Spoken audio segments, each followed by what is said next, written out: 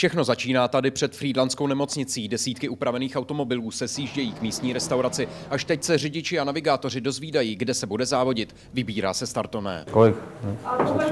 Navigátor dostává desky s popisem trati. Startuje se na okraji města.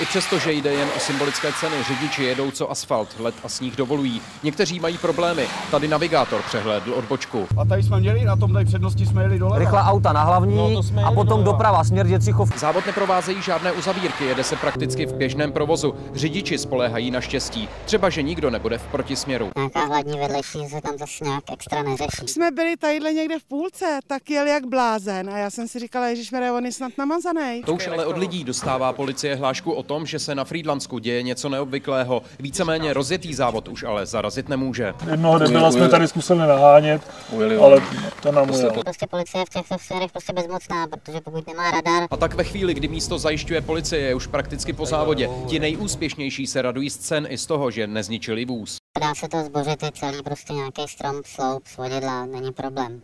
Ale o tom to je, no právě, je ten adrenalin. Ti, kteří závodníky na silnici potkali, děkují zase Bohu, že je šťastnou náhodou nikdo z nich nezabil. Z Frýdlanska pro televizi Nova Ivan Berka.